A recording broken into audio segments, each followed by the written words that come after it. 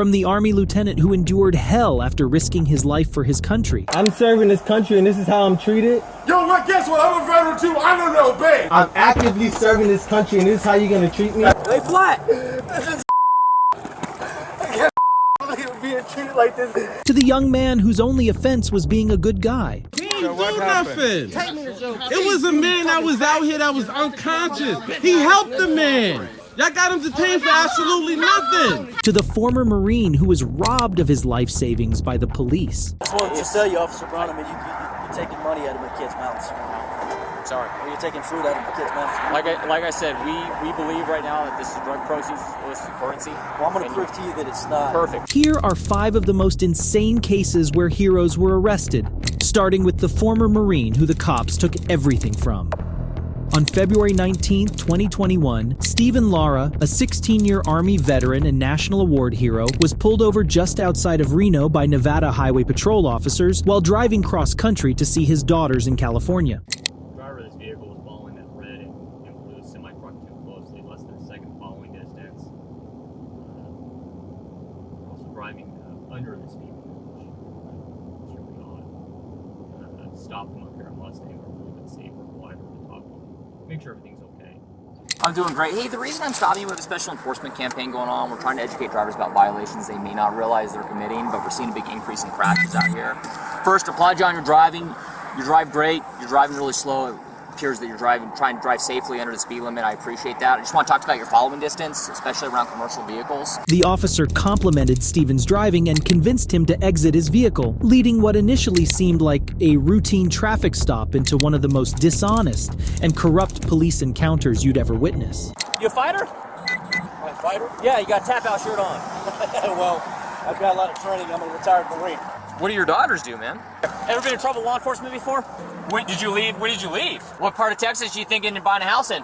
What were you doing for work up there? After engaging in small talk, the officer then reveals his true agenda. Hey, while I'm working on this, let me ask you something, man. This is going to sound kind of weird. Part of my job out here is I do what's called highway interdiction.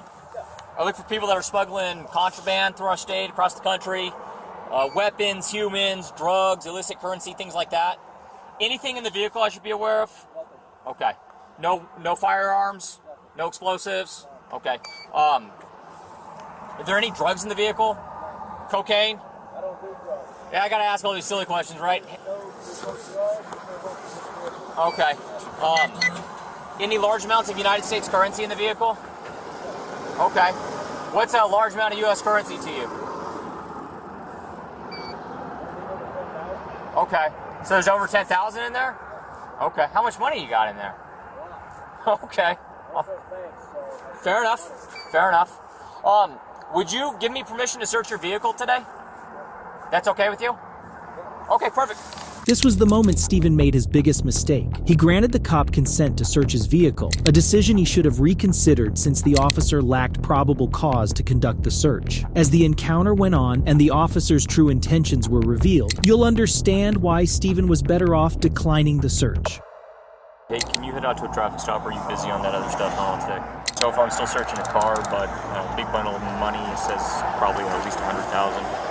The officer called his friend at the Drug Enforcement Administration after confirming Stephen had over $87,000 on him. Despite Stephen committing no crime, the officer knew involving the DEA would lead to them seizing Stephen's money through civil forfeiture, with Nevada Highway Patrol receiving up to 80% of the seized amount as a reward for passing the case to the DEA, potentially resulting in a job promotion for the officer. This practice is not uncommon among some local police, as federal agencies made over $334 million in just 2019 in equitable sharing payments to state and local law enforcement agencies solely from civil forfeiture aided by the police. All that remained was to link the money to a crime, which wasn't the case yet as Stephen hadn't committed any crime. However, watch how this corrupt officer would attempt to associate Stephen, an Army veteran who had risked his life for the country, with a crime.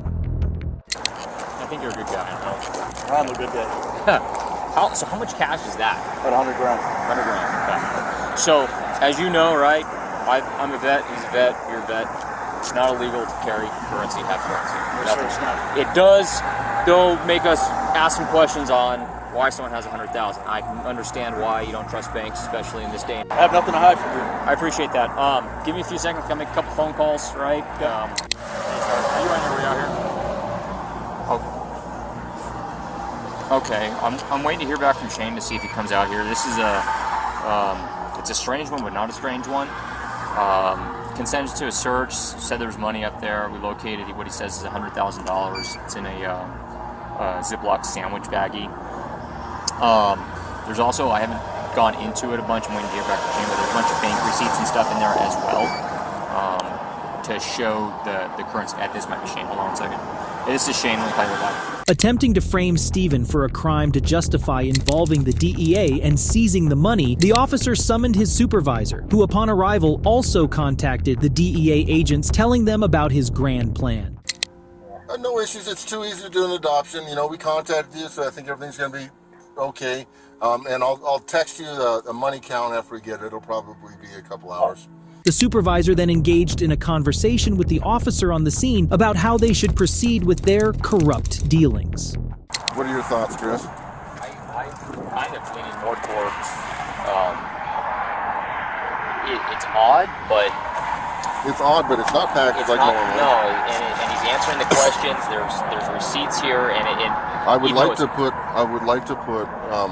the dog on the currency, man. Okay. The officers proceeded to use their drug-sniffing dog on the currency. The officer placed Stephen's money in an open Ziploc bag and tossed it onto the side of the road, far from their location, in hopes that the dog would find it.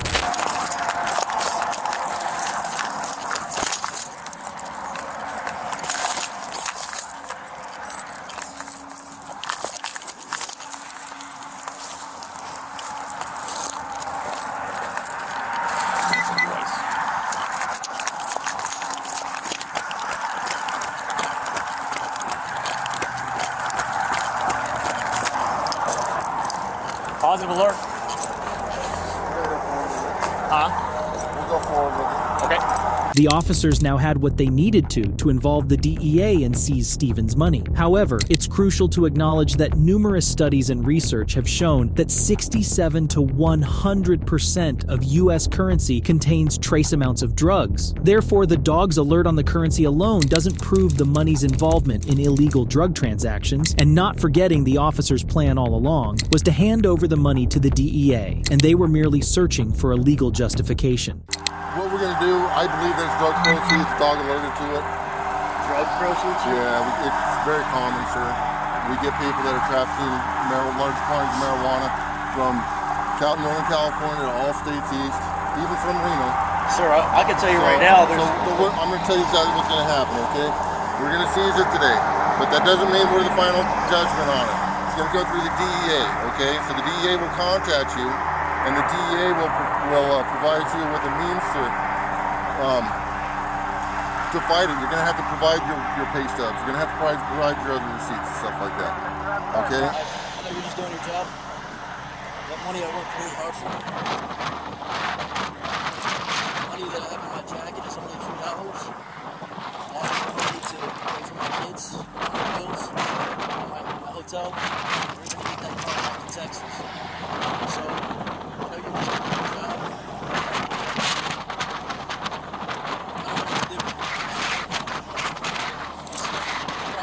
Stuck here unless somebody sends me some money. There's no way I'm providing for my children this month. Get back to Texas. This is all I get here? That's what you get, yes, sir. You're going to get noticed in the mail as well at that address, okay? Stephen was left with nothing but a sheet of paper on the expressway after the officers essentially robbed him of his entire life savings. After 6 months of not getting his money back, Stephen sued the DEA and the Nevada Highway State Police, and it took media criticism of the DEA before Stephen's money was returned. It was disgraceful to witness an Army veteran who risked his life for his country being treated in such a manner by those corrupt officers. However, the situation gets even worse in the next case. The scenes were unbelievable on a Chula Vista highway in Florida when a CHP Highway Patrol officer shockingly arrested Chula Vista firefighter Jacob Gregoire while he was actively administering medical aid to victims of a rollover motor accident. The whole confrontation began when firefighters used their fire trucks to block traffic, safeguarding themselves and the accident victims from further harm on the busy expressway. The officer ordered them to clear the trucks, threatening arrest for non-compliance. While most firefighters complied, Jacob chose to prioritize the victims' lives, refusing to move the truck. Okay, I don't have time for a cell phone. This is ridiculous. CHP is arresting engineer Gregoire for where he spotted the fire engine. It's unbelievable. You have to do this. It's unbelievable. You guys have to treat us like this. We're on the road trying to help you guys. We asked you to clear the road and you said no, and you'll get arrested for moving it. In the middle of patient care with patients on the freeway, they're putting him in handcuffs at this time and walking him away. The officer, on a power trip, arrested Gregoire, abandoning the injured victims at the roadside. Gregoire was later released 30 minutes after his arrest, and he was backed by the Chula Vista firefighter chief, who endorsed his actions, emphasizing their duty to prioritize saving lives. If you enjoy our content, please show your some love by liking, subscribing, and turning on your notification bell. While Gregoire was released less than an hour after his arrest, the situation was totally different for the Good Samaritan in the next case, who was slammed with 4 charges after rescuing his neighbor. He didn't do nothing. It was a man that was out here that was unconscious. Meet 23-year-old Samir Ahmed, an innocent man who would think twice before offering assistance to anyone again. On November 17, 2018, neighbors dialed 911 when a fellow neighbor, heavily intoxicated, stumbled and fell while walking. Samir, just outside his apartment, noticed the distressed neighbor and offered help, carrying him to his house down the street. Unfortunately, when officers arrived, they found Samir at the scene. Refusing to answer their questions, the officers twisted the narrative, falsely claiming he was the intoxicated person and had a strong smell of THC, a common tactic by cops to unjustly detain innocent individuals. Step back, step back. I just asked I'm detaining He him. lives here. He's clearly... This is our neighbor. So what are you doing? Quit that shit then. He's under the influence. Calm down. He lives here. Y'all making excuses, man. Not who we were Y'all making all about. bullshit excuses. He is not under the influence. What are you talking about? He lives here. Actually, he was helping the person that was under the influence. And he told us So why are you detaining him? He is not That's the under only thing y'all not telling us. Why y'all detaining him for? We're in the middle of something. Right, but you're giving us a full conversation. You're not helping the person who needs the help. Samir's neighbors were clearly displeased with the officers' actions, since they were the ones who had dialed 911 and were certain that Samir was clearly not intoxicated, but rather the hero in this situation. He's unconscious on the floor. Is Why he aren't under you arrest? helping the person we called for you to help? For what? What is he under arrest for? What is he under arrest for, officer? Why aren't you helping the person? Right, what is he under arrest We'll for? talk to his father. We don't answer to you. Well, I'm a citizen. I pay for. I pay actually. The man is unconscious. We pay for you. answer You understand to us. that? He's not resisting anything. He's not resisting. He didn't break any laws, man. He was actually helping the person that was unconscious out here. Okay, you guys are getting too close. We are? We're gonna back up. Can I have your name and your badge, officer? Can I have your badge number? Dad's here. Can I have your badge number? Do you feel safe now that you see more white people? Do I look white to you, ma'am? Can I have a badge number? Do I look white to you? Are you because in front of our own home, this is how you're treating our children? He didn't do nothing. It was a man that was out here that was unconscious. He helped the man. He helped him. Y'all got him detained for absolutely nothing. Tension escalated rapidly as the neighbors refused to tolerate the police behavior. Observing the situation spiraling out of control, the officers called for backup, and it wouldn't be an exaggeration to say that the entire police department soon arrived at the scene. Samir was charged with resisting arrest, failure to obey a reasonably lawful order, obstructing and hindering, and disorderly conduct. It's uncertain if the charges were later dropped, but Samir would certainly reconsider helping anyone in the future. The next case brings us to Utah, where a nurse who saves lives was met with brutality by police officers. This is crazy! Why is he so angry?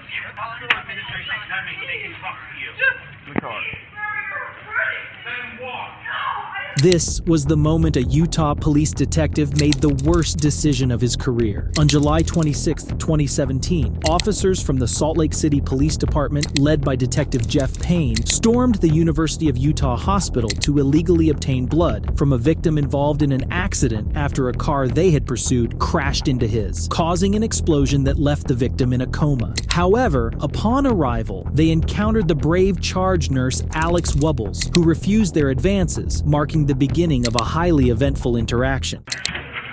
I have this, it says obtaining blood samples for police enforcement from patients suspected to be under the influence. Okay? This is something that you guys agreed to with this hospital. The three things that allow us to do that are if you have an electronic warrant, patient consent, or patient under arrest. And neither of those things, the patient can't consent.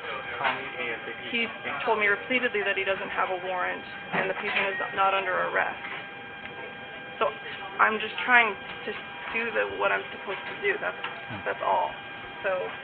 Okay, so I take it without those in place, I'm not going to get blood. Is that, am I fair to surmise that? Alex, you're not representing The nurse, backed by the hospital management, firmly stood her ground, as obtaining a blood sample without meeting any of the three necessary conditions would be illegal. The officers' failure to meet the requirements and their insistence on obtaining the blood sample was highly suspicious, as they intended to test it for alcohol or other controlled substances to justify the car crash. Detective Payne, being an egocentric person, infuriated by not getting his way, proceeded to make the biggest mistake of his career. You're making a huge mistake right now. Like you're making a huge mistake because you're threatening a jury. Okay. No, please. No, we're done. No, we're done. Hey. We're done, sir. I had a Stop! Stop! I've done nothing wrong! I have administration on the way. Sir, please. Whoa. Please, sir, you're hurting me! Then walk! No, I have no reason to walk! Detective Payne grabbed the nurse, slammed her against the wall, and slapped cuffs on her. His superior, Lieutenant James Tracy, was summoned to the scene and, like his egotistical predecessor, also attempted to strong-arm his way to obtain the sample. You're telling me what your policy is, and I appreciate that you have a policy. It's not my policy. No, I know. I understand that. You're telling me what a policy is. It's a workplace policy. What lawyers and stuff put together to prevent liability from coming onto the hospital, and I appreciate that.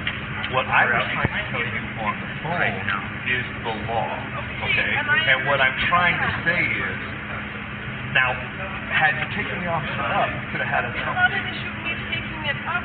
I'm also obligated to my patient to protect them. Okay, the person that you're trying to protect is the victim in a fatal crash. Okay, we are trying to ask if he has anything in his system or anything, but he's already promoted. He's already been given medication to keep him comfortable. So any of that information would be a moot point. No, And that's not up to me. The hospital records will clear that on the levels that are given. Okay, you're trying. But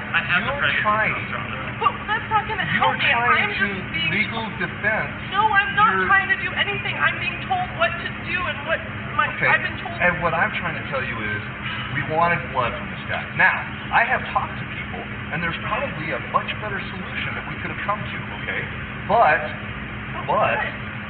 all we had to do is the blood. Okay, and my point is, there are civil. If we're breaking the law, if we're doing wrong, okay. Just listen to him. Listen to me. If we're doing wrong, there are civil remedies. Okay, it's called fruits of the poisonous tree. If we took this blood illegally, it all goes away. All right. So there's civil remedies if we make a mistake. What I'm telling you is, we are not making mistakes. Okay, I've done this for 22 plus years. I know what the law is when it comes to searching The nurse was later released after the hospital's attorneys intervened. She opted not to press charges against the officers, but was awarded $500,000 by the University of Utah for the mistreatment she endured and her bravery. Following an internal investigation by the Salt Lake Police Department, Detective Payne was dismissed from the department, and Lieutenant James was demoted to a patrol officer. However, not all heroes get a happy ending, as in the next case of the Army lieutenant who was put through hell by the police moments after returning from service. You're not cooperating at this point right now? You're under arrest. I'm actively serving this country, and this is how you're going to treat me? While returning from his deployment, U.S. National Guard Lieutenant Karen Nazario was pulled over by Windsor police officer Daniel Crocker in Virginia for a potential license plate violation. Instead of stopping immediately, the lieutenant continued driving for over a mile before pulling over at a well-lit gas station, prioritizing safety over stopping on dark roads. Officer Crocker had already called for backup, and Officer Joe Gutierrez joined them at the scene. Driver, roll the window down. Put your hands out the window. Turn the vehicle off. Put your hands out the window. Put your hands out the window and turn the vehicle off. Put your hands out the window. He's not complying, Judge. Come around your side. Let me see your hands. How many occupants are in the vehicle? What's going on? How many occupants are in your vehicle? It's only myself. Why are your weapons drawn? What's going on? Open the door slowly and step out. Open the door. I'm not getting out the vehicle. What's going on? Get out the car. What's going on? Get out of the car now! Open the door. Get out the car. Keep your hands outside the window. My hands are right here. What's going on? Get out of the car now! Get out of the car. What's going on? Get out of the car now! Upon parking his vehicle, the officers immediately drew their weapons, and the lieutenant refused to exit his car, which was understandable given the aggressive behavior of the officers. Get out of the car now! I'm serving this country, and this is how I'm treated? Yo, what? Guess what? I'm a veteran too. I'm gonna obey. Get out of the car! What's going on? What's going on? You're fixing to ride the lightning, son. I'm sorry, what?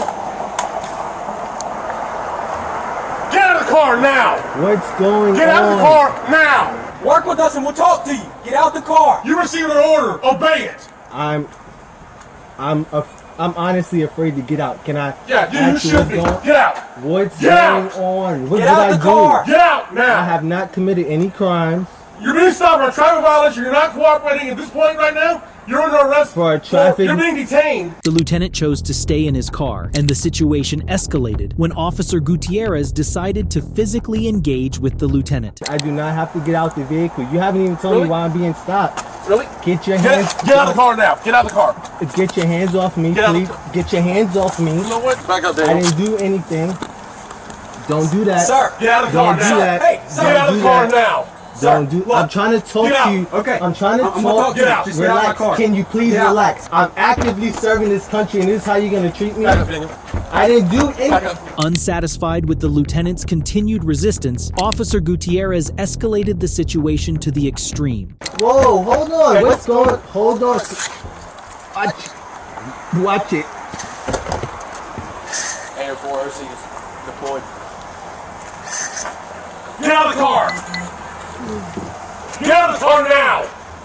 That's up. Sir, just get out the car. I'm trying to breathe.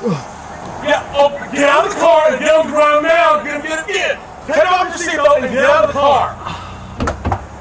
Look, I'm just gonna please. You're gonna do what you're told. Get out of the car. Lieutenant Nazario, returning from active service overseas, was treated like a common criminal, and it didn't even end there.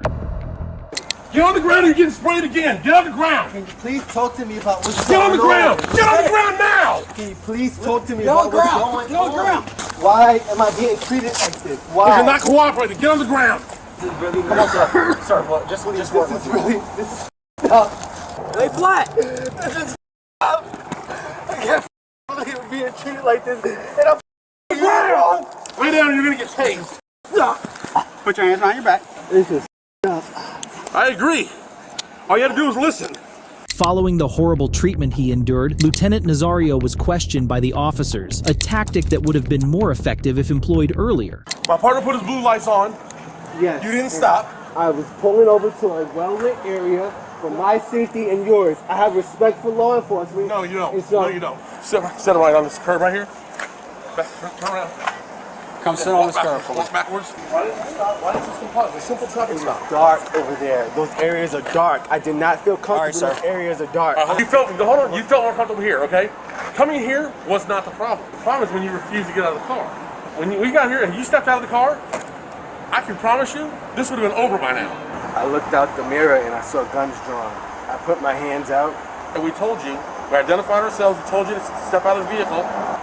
All you had to do was comply, and we'd have been done by now, okay? After searching the lieutenant's car and running the tags, they found no evidence of wrongdoing, and Officer Gutierrez's subsequent attempt to sweep the whole issue under the rug would leave you in total disbelief. How's your eyes doing, Lieutenant? Better. We can either sit here with you until you get your eyes back where you can see, and I mean at a good distance, you're safe to drive, okay? Go do your deployment, go continue serving my country, which I respect and I thank you for, okay? Or we can push the issue, write you tickets for no license plate displayed, and for obstruction of justice. I don't think we need to go that route, because that route makes the Army get involved, and I know how they are. But if you plan on making this a career, or even 6 years or whatever, it's up to you, I don't care. There's no need getting this on your record. I do have a good rapport with my command, so I wouldn't feel right not talking to them about it. So that's entirely on you. I'll put it this way then for you. Officer Gutierrez's efforts were useless, as Lieutenant Nazario filed a lawsuit in the following weeks after his release. However, the court only awarded him a settlement of $3,650. Officer Gutierrez was terminated from his position following public outcry. If you liked this video, YouTube thinks you will like these videos even more.